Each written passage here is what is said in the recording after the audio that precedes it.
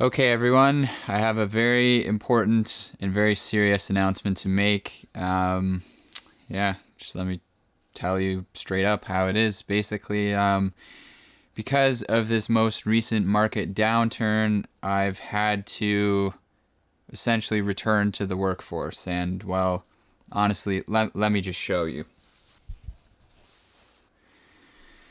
Yeah, it is what it is, and so if any of you are in the Toronto area, and hey, you might see me around. Okay, so that was obviously a joke, and now I have to say it's obviously a joke with a big joke disclaimer because apparently there's a small percentage of people who do not get jokes. The video that I posted a couple weeks back or last week, whatever it was, that just kind of completely went viral and now has like close to 250,000 views already, which is absolutely insane. The entire beginning of that video was a joke. It was a parody. It was satire. I literally had a Google Sheets table where I was pretending to track all of the things I did in a day, and I had a line that said, "Thoughts had." And this was going to tell me how much water I needed to drink in the day. Like, I don't know how anyone could have possibly thought that that was serious, but some people did. So anyway, this is a joke. I am not going to work at Mickey D's, just so we're clear. I feel like I have to spell things out very clearly now. So anyway, let's get into the main point of today's video. So as always, this is just my opinion. This is how I'm personally seeing things, but I really see this market downturn as just an incredible opportunity. Okay, so for months now, we've been talking about the possibility of it happening. Then we began to track it as it was happening, and now we are in it. Now we are in the thick of it. When will it stop? How much worse will it get? Will it rebound? Who knows? We are down about 10% or so now on the S&P 500, so we are technically in correction territory. We're not in massive crash territory yet. We're not even in bear market territory yet on the S&P 500. Could we get there? Who knows? I personally never try and guess where the market is trying to go. I think that's more or less impossible. I instead let the market tell me where it's going to go, and then I make decisions and react accordingly. And my reaction right now is yes, investments are definitely going down. Yes, fear is everywhere, even in my stomach. But my God, this is and could continue to be a great opportunity to make some long-term investments. And I'm personally in a great position to make long-term investments. I have a ton of cash set aside, and I have nothing but time. And this is all not by accident. I purposefully put myself in this position. What have I talked about time and time again on this channel? I've talked about organizing my financial life based on a few simple steps, and investing money is like step 4. It's not even step 1, 2, or 3. I've repeated these financial steps so many times on the channel to the point where sometimes I see comments of people saying like, it seems like you're repeating these steps. And I'm like, yeah, because they're very important. And I think over the past couple years, ever since we've seen this easy mode of money, I think a lot of people have completely forgotten about the like basic personal finance principles and have instead just YOLO'd a whole bunch of money into the markets, and now they see that markets just don't go straight up forever. Okay, I've talked about this as recently as 3 weeks ago in this video here, and I have been talking about this for years. While it seems like a lot of people were just throwing common sense personal finance stuff out to the wind. So to sum it all up, I created a gap between my income and my expenses. I have no debt. I built an emergency fund. I've set aside cash for large purchases within the next 3 to 5 years.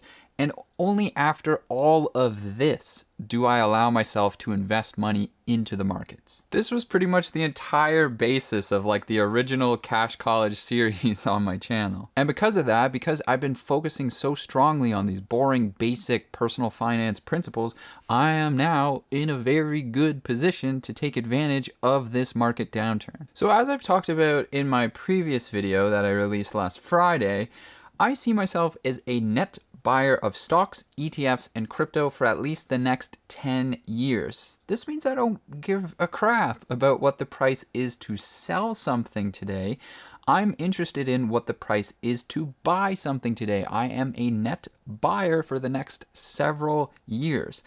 And these prices at which I can buy something just seem to be continuing to get better and better. I personally don't believe in trying to dance in and out of investments in general. I think timing the market is very difficult and can often lead to underperformance. Let me show you a really clear example. So this was an analysis done by J.B. Schnei of the Personal Finance Club. You can check that out, and I'll leave a link for this down below if you want to check this out for yourself. I'd highly recommend it. It's very eye-opening for investors. So basically, he did an analysis that he calls How to Time the Market. And it's a story of 3 friends who all saved $200 per month, and then they decide to invest this into an S&P 500 index fund. But the way they invest it is all different between the 3 of them. So there's Tiffany, Brittany, and Sarah, and they have different strategies for how they're going to invest their money. And this basically compares how each of them did over 41 years, over the period from 1979 to 2020. And in that period of time, you can see that the market had a lot of turbulence. There was the Black Tuesday drop, there was the dot-com crash, there was the COVID crash, the financial crisis, a bunch of points where the S&P 500 lost 20% or more of its value.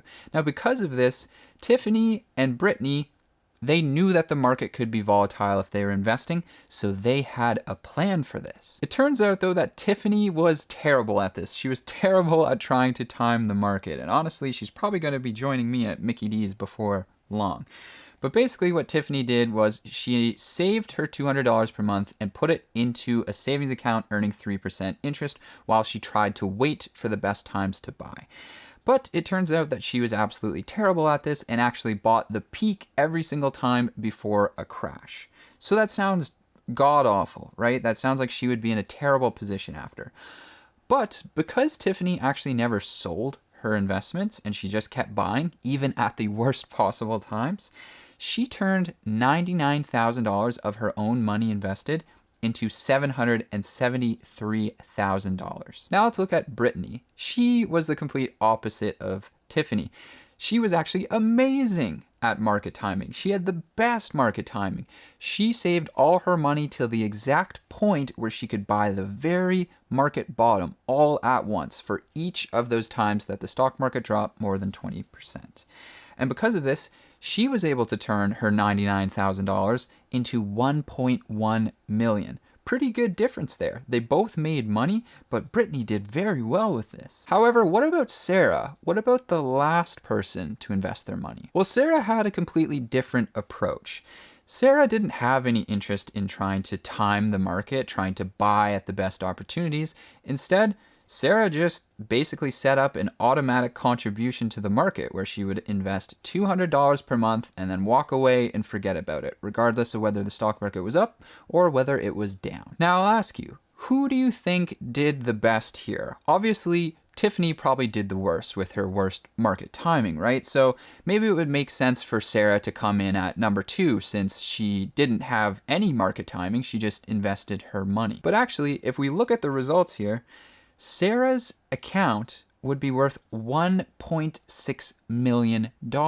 What? How is this possible? How could Sarah beat the best market timing? How could she beat Brittany in this case? Well, it's simply because of the fact that the longer you keep money outside of the market, the more you open yourself up to basically missing upside in the market. Because Sarah was essentially just investing her money the entire time, she had the most amount of money exposed to the stock market at any given time. And because of this, there's a really common phrase that I think is very important to remember as a passive index ETF investor. And I'm sure you've heard this before, but if you haven't, this is one to remember. Time in the market beats time in the market. So that describes basically in a nutshell my philosophy when it comes to investing in index ETFs, and those make up the core of my portfolio. However, I have a little bit of a different philosophy when it comes to investing in individual stocks and crypto.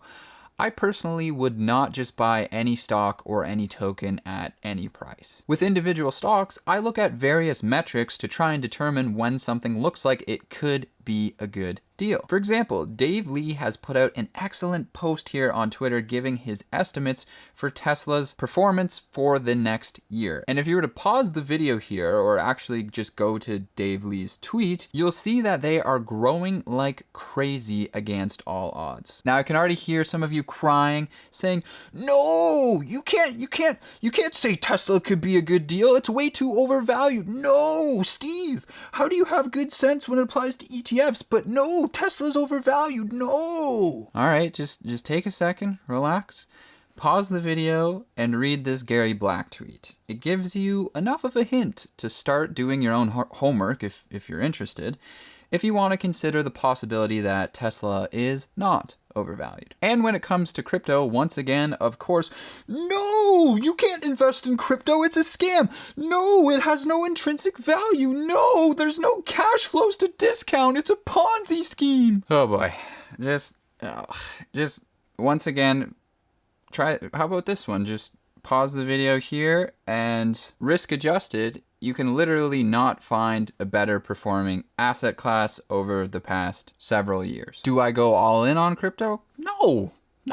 It makes up a comfortable allocation in my portfolio that I'm very happy with. Anyway, my strategy with crypto is very simple and straightforward. Accumulate the lows on Bitcoin and ETH like I have been all year, and then just put it into a hardware wallet and walk away. And other than that, DeFi is pretty cool for times like this where the market kind of just like chops sideways or goes down. There's lots of yield to be found farming tokens that you want to own for the future. But no, Steve, no, you can't do this. You can't earn those APRs. Those aren't real. Yeah, I mean, you're more than welcome to tell that to the $190 billion farming yield right now. Anyway, these are just my thoughts and opinions, and yes, shocking, I know. Who would have thought there could be someone who would combine just good basic personal finance sense, ETF stuff with a sprinkle of Tesla and crypto?